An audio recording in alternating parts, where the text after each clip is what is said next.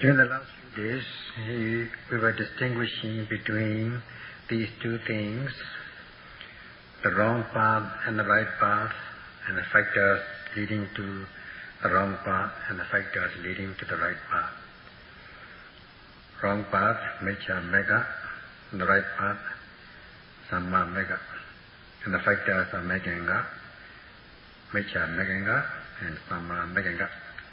As for the wrong path, it is like a red light in the traffic regulations. If you go against the red light, you are bound to get into trouble. And green light means you can go, and when it is yellow, it is caution. When it is red, you have to stop. So this Miccha Meganga, the wrong path, is like showing red light. If you go against that, then you will either be arrested by the traffic police or get into an accident, harming yourself and others. So Buddha has shown the right and the wrong path. To walk the right path and not to walk the wrong path. He gives green light for the right path and the red light for the wrong path. So this is the human discipline, like the traffic discipline. One has to follow his human discipline as much as one follows the traffic discipline, not to harm yourself and others. Such a thing is commendable. With green you go, this is Samma Mega. Then like the traffic, you have to go at the right speed so that you get to the destination safe and sound.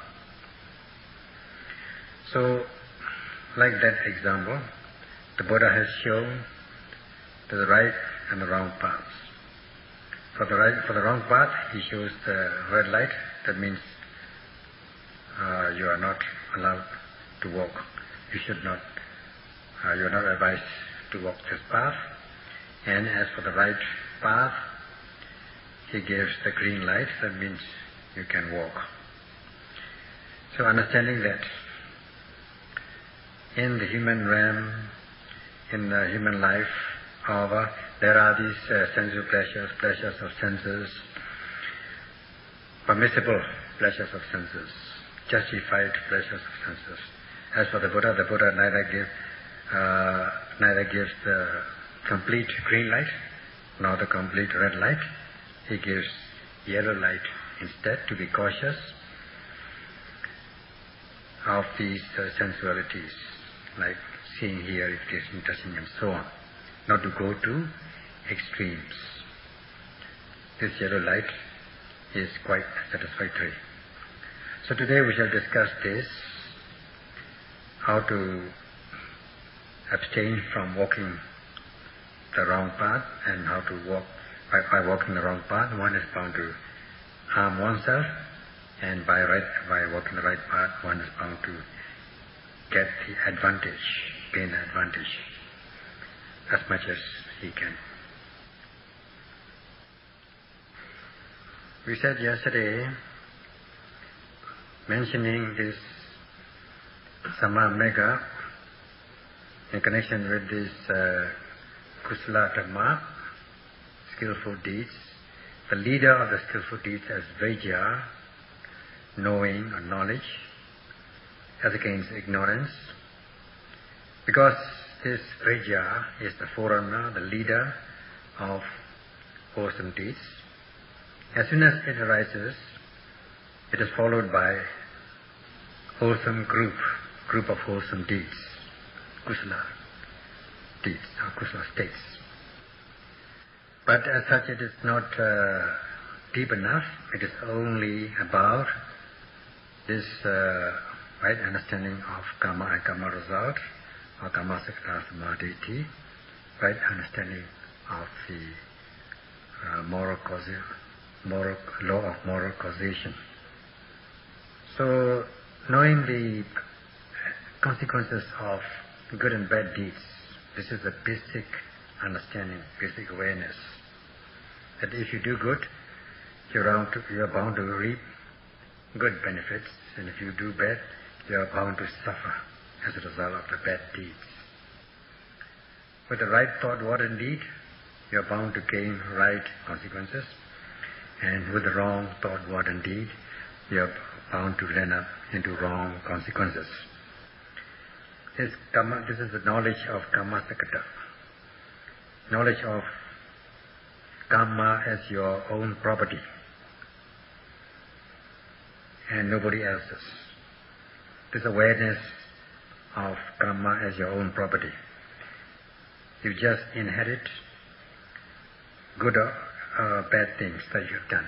Inherit the results of good or bad things that you have done. So, in the beginning of these understandings, we have this basic right understanding of the moral causation law. And when this Kamma Sakata is combined with Samadhi, Samadhi means right view or right understanding, Kamma Sakata means Kamma as your property. It becomes Kamma Sakata Samadhi, right understanding or right view that Kamma is your own property, or right understanding of the law of moral causation. So this kind of knowledge or understanding is like a junction when you're traveling on a journey. And as the name implies, from this junction many roads branch off to different directions. So we shall discuss this situation today. From this junction, 3 branches go in different directions, namely Kamma branch, Jhana branch, and Jnana branch. 3 branches. As for Kamma branch, it consists of Dana, generosity or giving, Sila, morality or virtue, and Vyavacha, that means service, doing service, listening to the Dhamma or giving the Dhamma talk or Dhamma discussion and so on. Similar things. All these things constitute Kamma branch. Now, to discuss into more details, as for Dana, acts of generosity with openness and the spirit of letting go. If you do it with right motivation, it will be very supportive to your understanding, your realization of knowledge. Because if it's done in a pure way, in a blameless way, because kusala means purity and blamelessness. If an act is pure and blameless, it becomes kusala. That is the meaning of kusala. So if this dana, generosity, is performed in a pure and blameless way, without attachment to one's property, that's letting go, without envy, avarice, and with full satisfaction of giving away, parting with your property to satisfy the need of the receiver, without any expectation of insignificant worldly benefits, material benefits or popularity or fame, without attachment to one's property, and then you'll be free of lobha, greed, and with this generous feelings and a generous deed, with the spirit of openness and letting go, then this deed will become pure and blameless, and gradually you rid yourself of this greed, attachment, gradually weaken excessive greed first, and then there will be no chance of this selfishness, selfish greed to enter your stream of consciousness, and it'll come to the situation where there'll be almost no greed at all. So this is it's necessary to be free of this attachment to one's property when doing this dana kusala. Then, if it's pure and blameless, then this dana itself will become a real skillfulness, wholesomeness. So with this basic understanding that this blameless, if you do dana with good motivation, you're bound to reap good benefit, positive benefit, desirable benefit. In this way, when you're doing dana free from lobha, this becomes dana kusala, the skillfulness of generosity. When you're doing this wholesome deed of generosity, you are parting with your own property as much as you can without attachment. This is kusala, skillfulness.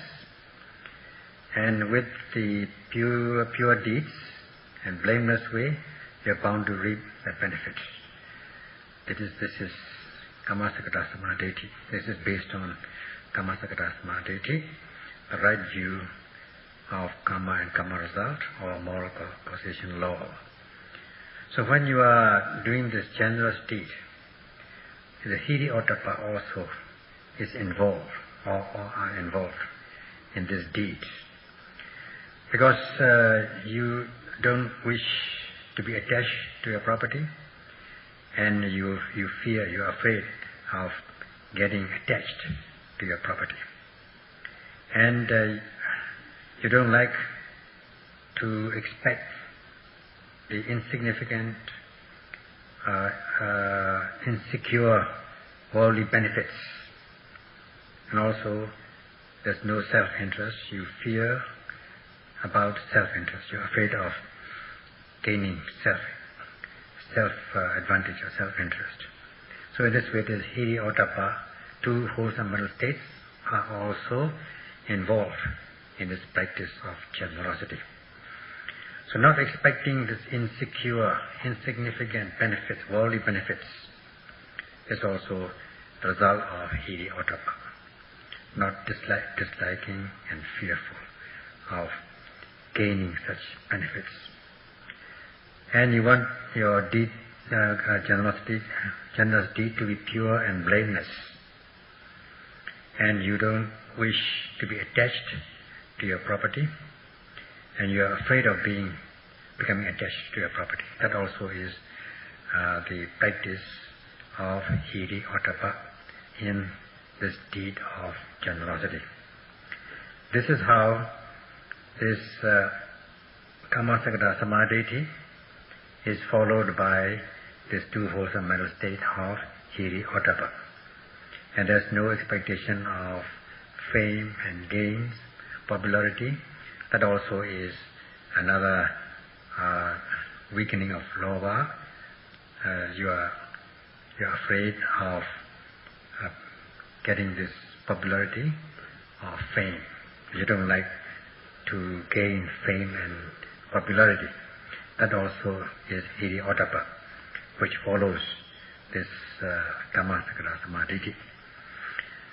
And also you don't want your skillful deeds, the degree of wholesomeness, to weaken. That also is hiri ottappa, based on hiri ottappa.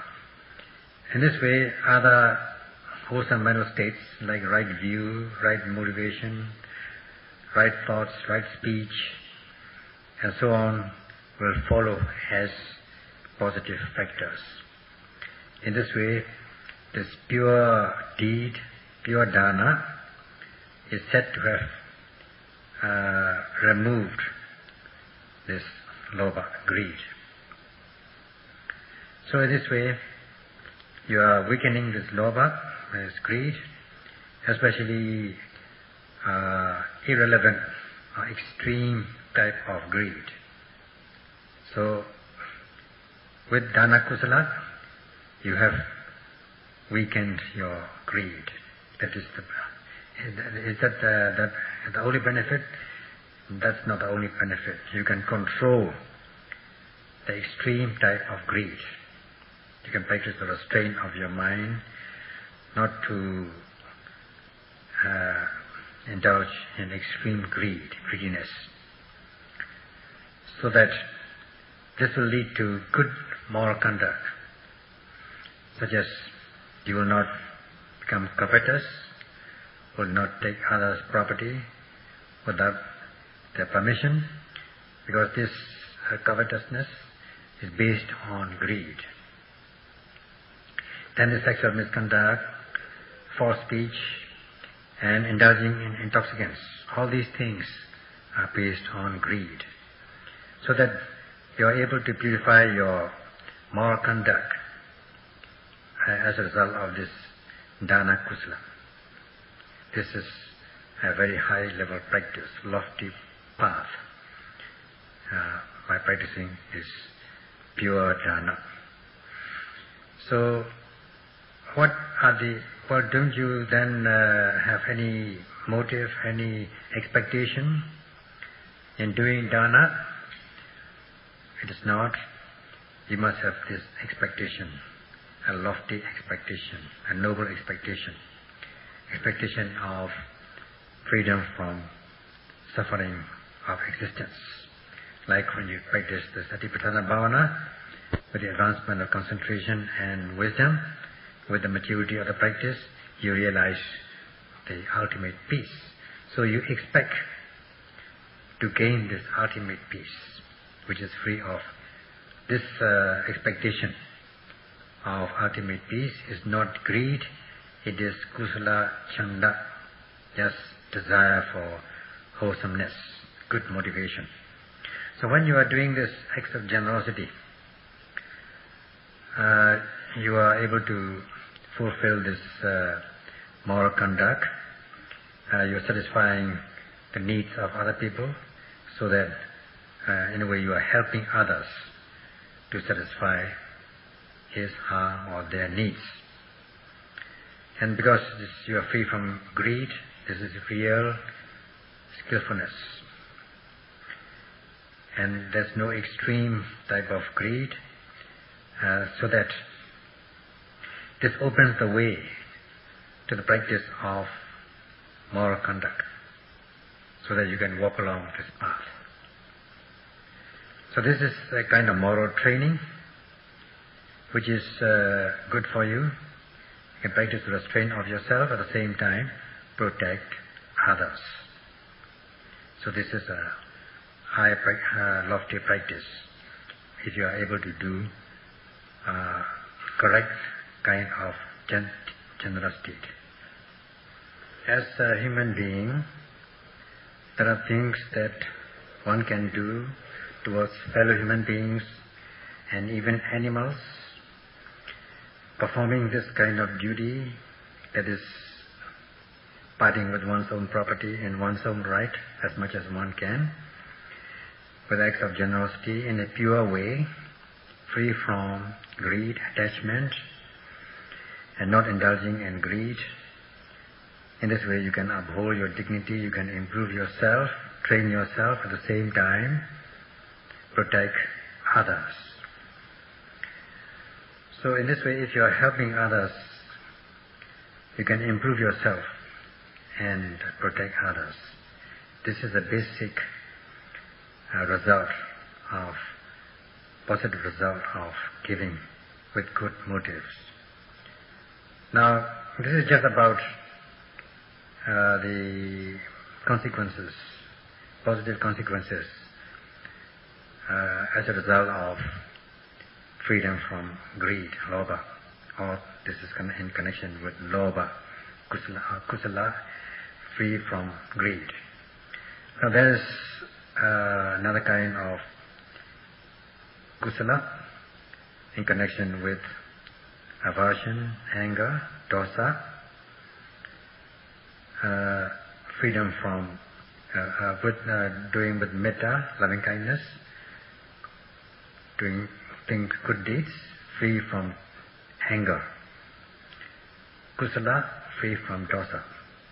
So if you give these properties, if you give away, offer things to others, wishing for the welfare of others, for the benefit of others, satisfying their needs, even not only human beings but also to animals, so that they may feel happy and peaceful physically, mentally, wishing them to be happy and peaceful. So you do this kind of practice. This leads to pure moral conduct, freedom from aversion, freedom from dosa, because one is doing with unconditional loving kindness. But when we say metta, is not this ordinary love that we're talking about. Ordinary love is not totally pure, whereas this metta, unconditional love, is pure.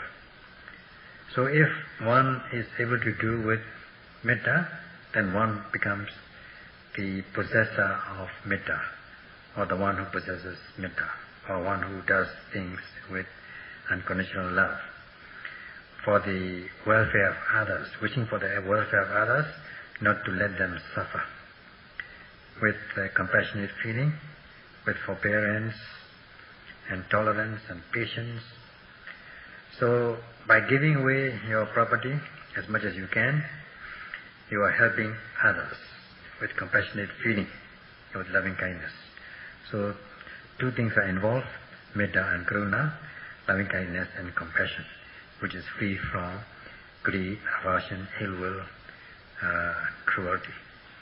So if everybody can practice in this way, free of dosa, with metta and karuna, then they will be free from aversion or ill will. Then they become the possessor of metta and karuna, wishing for the welfare of others and not wishing them to suffer. So this killing and cruelty, acts of cruelty, are deeds done without any compassionate feeling. And such things are done without a feeling of metta and karuna. And this dosa, anger, ill will, means cruelty, acts of cruelty. This will lead to aversion, ill will, and cause suffering in others. Taking covetousness, taking others' property also is based on ill will, and indulging in false speech, speaking falsely also is based on anger, aversion, and taking intoxicants also is partly due to aversion, dosa. So if you walk this path based on this acts which are free from dosa, then you'll be practicing the basic human conduct, moral conduct. Because your deeds are accompanied with metta, karuna, this is a very commendable human moral conduct. If you make a habit of this, then you will improve yourself at the same time, protect others from harm. So this is, as human beings, it is a noble deed. And because of this metta, with practicing metta, doing deeds of good deeds with loving kindness, you are making a practice of this sila, walking the path of sila, so that gradually you'll be able to purify your physical, verbal behaviors, so that they become blameless and affable. This is a good practice. Here the right understanding of Kamma as one's property, or Kamma and Kamma result, or moral causation law, Kamma Sakara Samadhi is involved.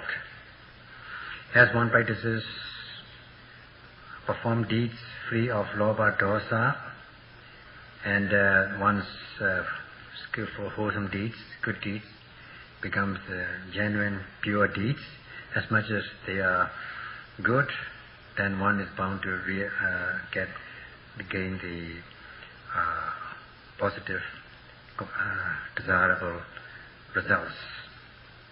So understanding this in a clear-cut way, not being confused about this, is freedom from delusion, moha. If you are deluded, then you'll be overwhelmed with moha, delusion, bewilderment, confusion, perplexity. Now you are clear, you are clear-cut about the path, about the practice, that it is pure, generous deed, and you're bound to get pure results. Then you're very clear-cut about this understanding. So you're free from moha, because your deeds are accompanied with knowledge and wisdom. You are said to have reached this right understanding of Kamma and Kamma result, Kamma Sakala Samadhi. So because this right understanding is involved, as much as this right understanding is involved, then your skillful, wholesome, meritorious deeds will be clear-cut, not confused. Of course, at this stage, don't you have to expect anything? And the answer is no, you expect something. That is freedom from these defilements, impurities, such as raga, dosa, moha, which are the causes of suffering. Suffering when these sense objects flow through your sixth sense doors all the time, except the time when you are fast asleep, if you are not practicing mindfulness, sati. Sometimes they flow with normal speed. At other times they will flow with the speed of a waterfall, rapid waterfall. So long as these things are flowing into your sixth sense doors, then you will not be able to dry up these impurities. You are bound to suffer as much as you are not able to dry up these kilesas. So only when you can dry up, rid yourself of these impurities, will get real happiness. So of course the total cessation can only be realized when you attain Nibbana. Of course you have to expect this cessation of impurities, which can be realized only with path consciousness. And to realize path consciousness, you have to be well committed in the moral conduct, sila, and practicing satipatthana bhavana in order to cultivate your mind on insight and realize and reach the maturity of the practice and gain the path consciousness. Then you are said to have dried up these impurities at the stage of seeing Nibbana. This you should expect. Then there will be no moha, no delusion, no perplexity, no bewilderment, no confusion. You will be very clear-cut, not confused about this your knowledge, understanding at this stage. So you understanding this, the right understanding of good deeds and the positive results. You practice to dry up these impurities, and when you gain liberating insight, your mind will be real free of moha, will be clear-cut and not be confused at all. As has been explained or discussed, while we are doing good deeds, whatever good deeds we do, kusala, knowing, not knowing, being ignorant about this kusala, kamma and kamma result, or the cessation of impurities. Now this is avijja, and anything which can overcome this avijja tanha, craving, ignorance and craving, effectively will bring about maximum result. Whichever method it may be, which can overcome these two things, will bring about positive or maximum result. Now we have this Kamma Samadhi, where we base ourselves on Kamma Samadhi, knowing what is good and what is bad, and then the result of good deeds. That Kamma is your own property. That's why you do good deeds. And also you have the right understanding that you expect the state of the cessation of all impurities, reaching the state of cessation of all impurities, cessation of suffering. Then you become free from avijja, unknowing, ignorance, not knowing the truth, knowing in the wrong way. This is avijja. You're free from that. Now in place of avijja, that is avijja, knowledge. In place of ignorance, knowledge takes the place. When lightness comes, darkness goes. When unknowing, you attach. Knowing, you detach. Because you are ignorant, you become attached to these objects. When you become mindful and aware, then there will be no attachment. No attachment about the insecure, insignificant material gains, fame and popularity. Therefore you are free from this attachment, Dhamma. So, in this way you are doing this dana kusala, the good deeds of generosity, by overcoming these two things, avijja, tanha, ignorance and craving. Because you have knowledge and you are not attached, so you are free from this avijja and tanha. So, with this understanding, not to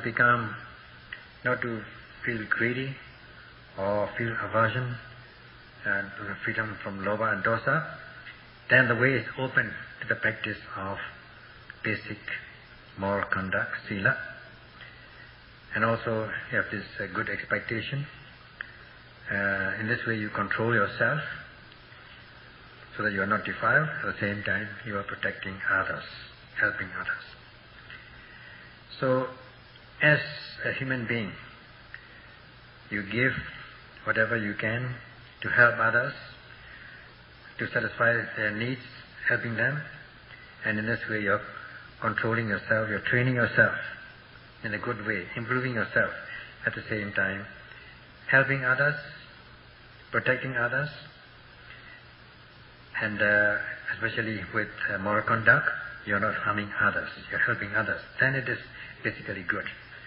So the kind of deed to improve yourself so that you're not defiled, at the same time helping others, improving yourself and helping others, is basically good. If only this world can practice like this mostly, then it will be a very happy world to live in. Basically will be good. By fulfilling the needs of other people, by doing this good deed, you are helping others. In this way, there is the possibility that you can get in return what you need. If you can do with the motive of realizing Nibbana in the end, then this good deed of generosity will be very supportive to the realization of this cherished goal.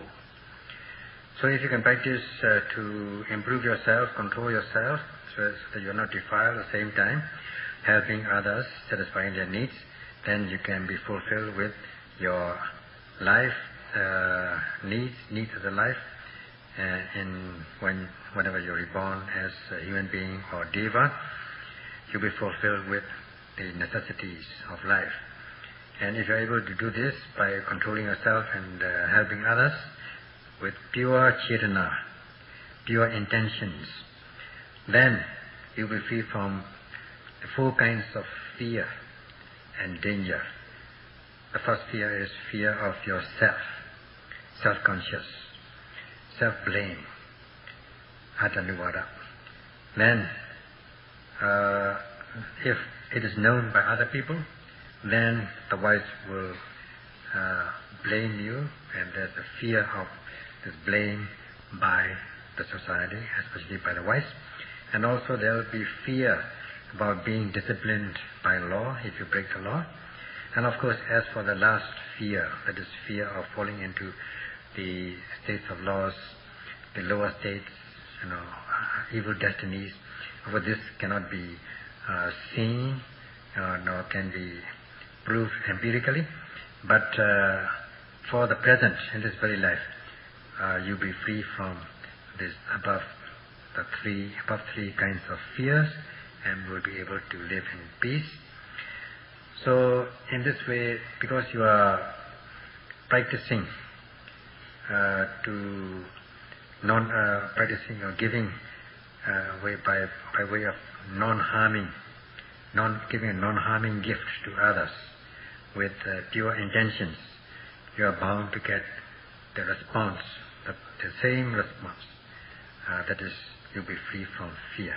Because you are not causing fear in others, you will also be free from fear. Indulging in these impurities, lobha, dosa, one can degenerate oneself, or defile oneself at the same time, cause harm others, cause suffering in others. So these are the nearest enemies within, in your body. Indulging in these wholesome, unwholesome roots, lobha, dosa, moha. So by controlling oneself, training oneself and controlling, improving oneself, and having compassionate feeling to others, you are said to be extinguishing this enemy within. So such kind of gift is known as avira dana, without any material involved. This is not a material gift, this is avira dana, a gift, non-harming gift to others, non-fear. And also, being free from this defiling oneself, controlling oneself, so that one is free from fear, 4 kinds of fear, at the same time not causing harm in others, not harming others, so that others are not afraid, not causing fear in others. This kind of dana also is known as abhya dana, gift of non-fear as a gift to the world, without any material things involved. And because it is not involved, so no material gift is involved, these 2 things are also known as mahadana, great gift, or great generosity. Because it is free from enemies, and causing enemies, free from fear, it is known as avira dana, and free from harm, non-harming as a gift to the world, it is known also as abhya dana. This kind of practice is the tradition done since time immemorial, continuously handed down as a lineage by the virtuous ones. As human beings, if you can practice this, if you don't have the material to give, or even if you have the material, if you don't want to part with it, you can at least perform this mahadana, or abhya dana, or avira dana, non-harming, non-fear as a gift to the world. As in a way, it amounts to sustaining the ancient traditions. And as much as you can perform this kind of generosity, gift, you'll be reborn in the good human and deva worlds. And such is Kamma path, or Kamma branch. And the existence that you have come into It's not the result of the practice of these 5 controlling powers, Saddha, Vriya, Sati, Samadhi, Panya. The result will not be so effective. And being reborn in the human and Deva world, it is actually not so secure. The human life is not so long. And even if the Deva life is longer than human lifespan, even Devas have to come down or go elsewhere after they have spent their lifespan. So, in the ordinary life, if you want to keep things for a long time,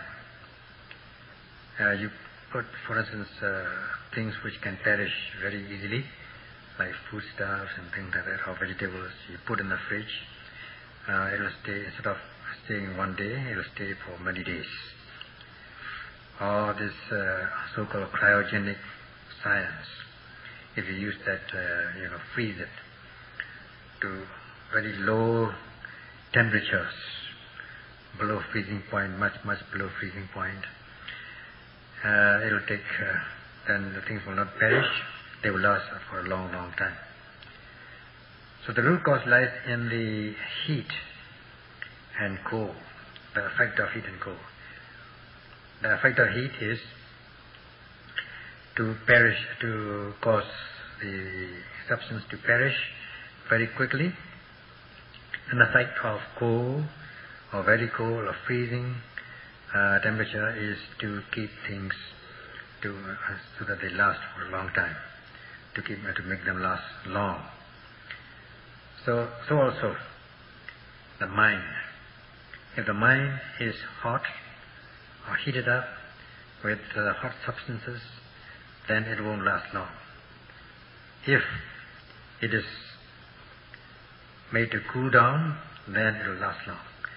This kind of branch, this kind of path is jhanic path, or the path of jhana, or the branch of jhana.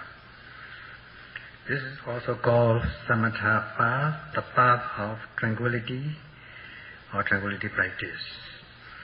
Now in the mind are these many agitating substances, or hindrances you might call them. It is sense pleasures, raga, craving for sensual objects, desirable objects, and then the ill will about undesirable objects. They agitate the mind. And then this sloth and torpor, which can also agitate the mind. And then restlessness and remorse or worry. And lastly, the skeptical doubt. All these things are hindrances of the mind which can agitate the mind once they overwhelm our stream of consciousness.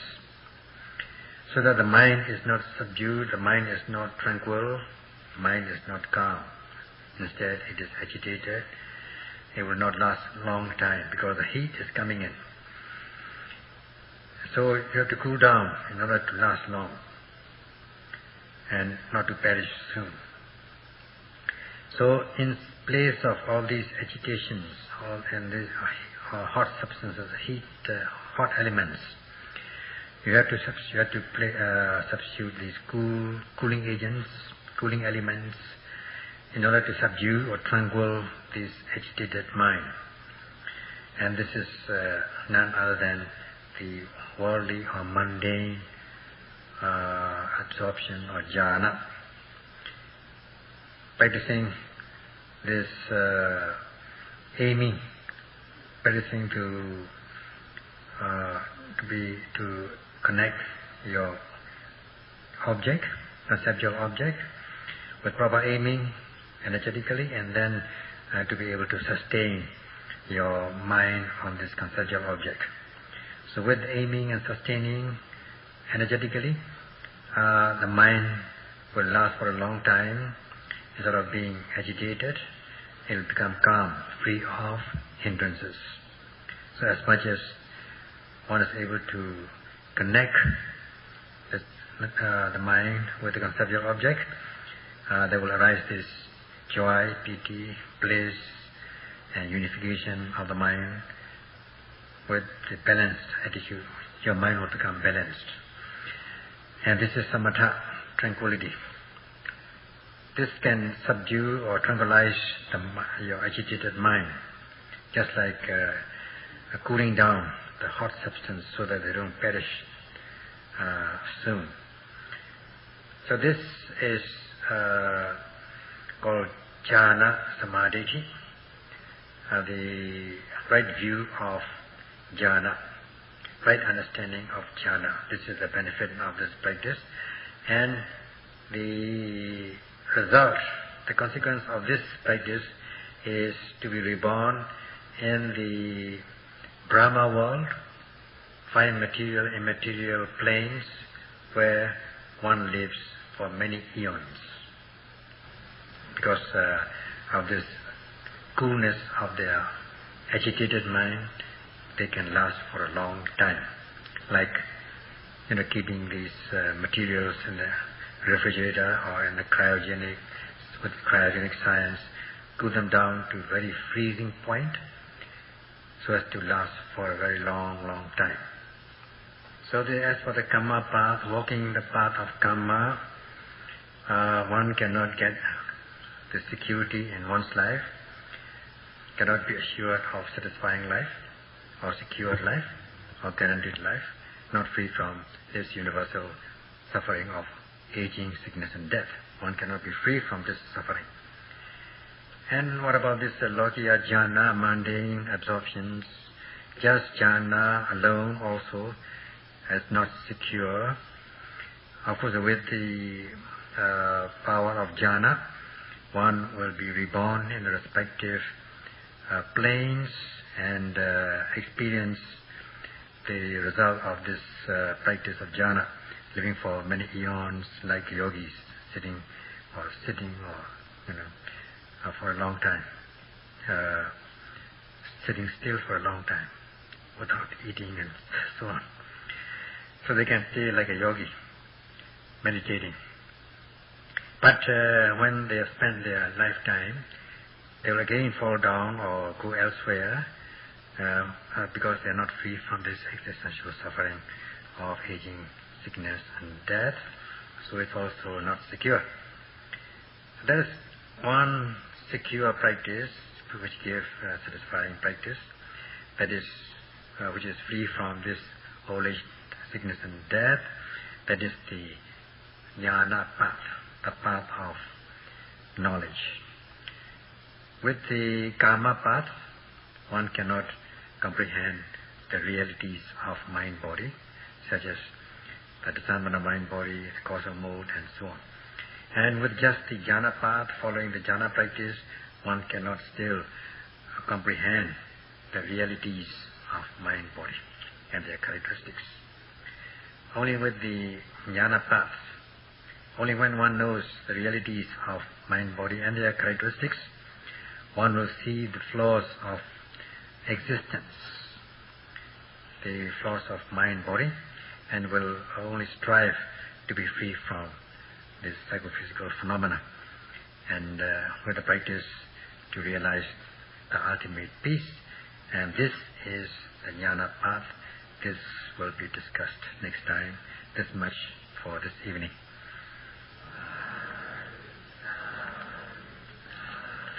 This evening.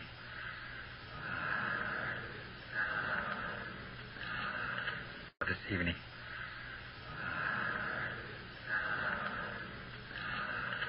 This evening.